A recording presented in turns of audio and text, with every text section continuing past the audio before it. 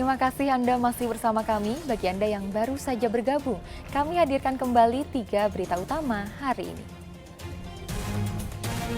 Rumah Sakit Umum Pusat Hasan Sadikin Bandung merawat 12 anak yang menderita penyakit gagal ginjal akut. Eksekusi lahan dan bangunan sengketa di puncak Kabupaten Bogor sempat dihalangi oleh warga.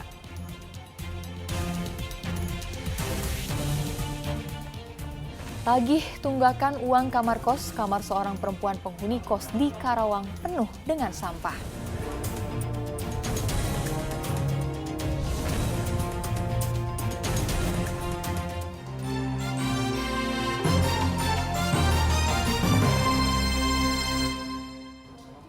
Kita ke informasi selanjutnya.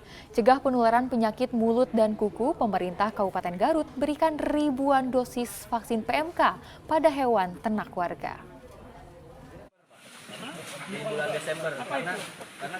Meski mulai melandai jika dibandingkan pada bulan Mei, kasus penyakit mulut dan kuku PMK pada hewan ternak di wilayah Garut masih terus bertambah.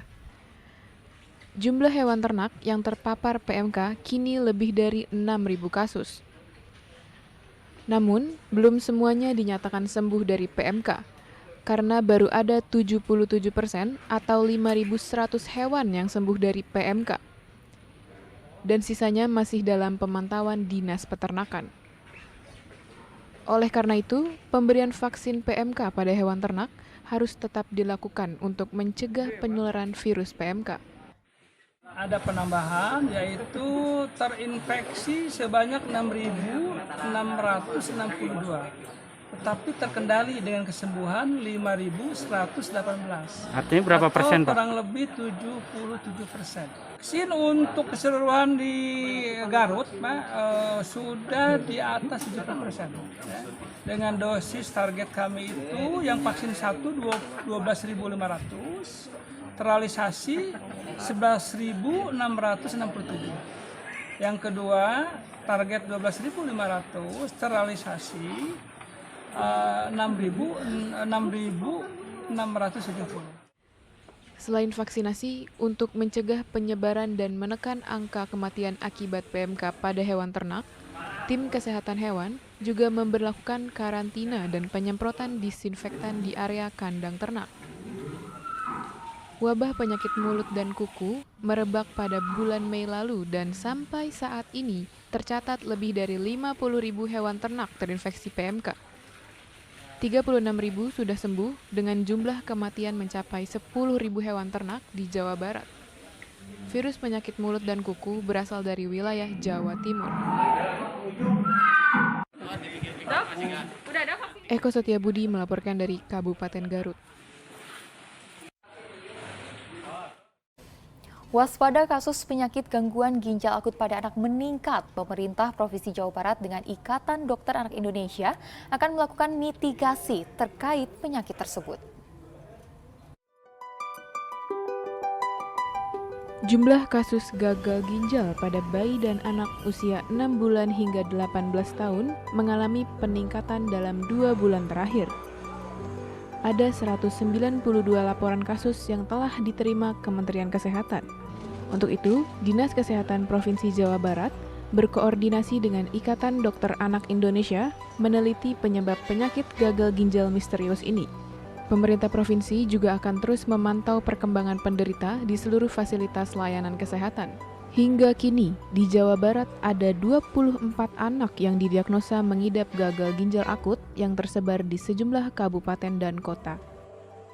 Kasus ginjal akut misterius ini tentunya di Dinas Kesehatan Provinsi tidak memiliki data yang spesifik mengenai ini ginjal misterius atau bukan. Karena semua laporan yang masuk ke Dinas Kesehatan itu sudah memiliki diagnosanya dan itu mengikuti ICD-11 gitu. Jadi semua data yang masuk orang yang sakit itu sudah jelas diagnosanya. Anak yang didiagnosa mengalami gangguan ginjal memiliki gejala demam lebih dari 14 hari disertai gangguan pencernaan dan gangguan pernafasan. Selain itu, penderita gagal ginjal akut juga mengalami kesulitan buang air kecil, bahkan tidak dapat mengeluarkan air seni. Jika anak Anda mengalami gejala tersebut, maka segeralah bawa buah hati Anda ke dokter agar mendapatkan diagnosis dan pengobatan yang tepat. Muhammad Rizal melaporkan dari Kota Bandung. Rumah Sakit Umum Pusat Hasan Sadikin atau RSHS Bandung tangani 12 pasien anak di bawah 6 tahun yang terjangkit gagal ginjal akut misterius. Dari 12 anak terdapat pasien meninggal dunia dan yang lainnya masih menjalani perawatan intensif.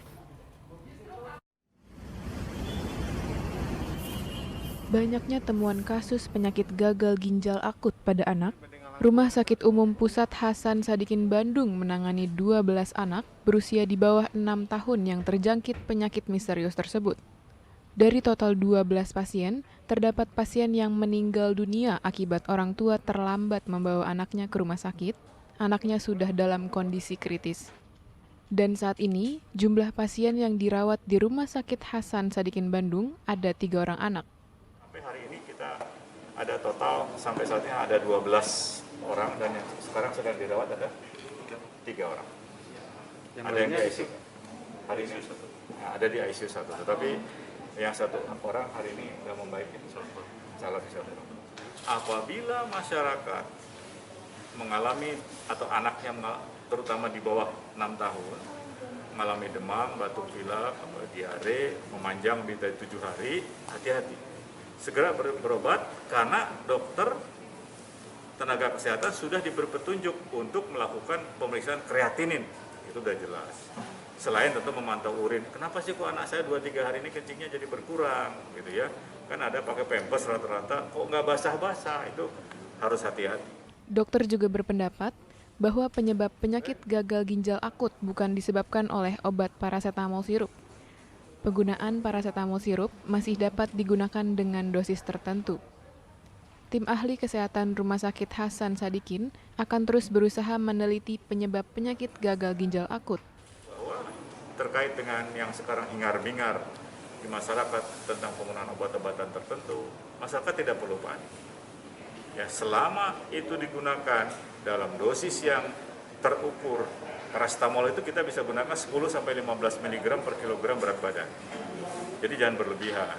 Atau jangan keseringan, kadang-kadang orang tua ini penasaran, kok anak saya nggak turun-turun panasnya, belum, kan paling cepat 6 jam, belum 6 jam udah dikasih lagi, itu yang mengakibatkan toksisitas namanya, ginjal kerjanya berat kan. Sebelumnya, Ikatan Dokter Anak Indonesia melaporkan ada 192 kasus gangguan ginjal akut progresif atipikal pada anak yang tersebar di 20 provinsi di Indonesia, dan 24 diantaranya ditemukan di Jawa Barat.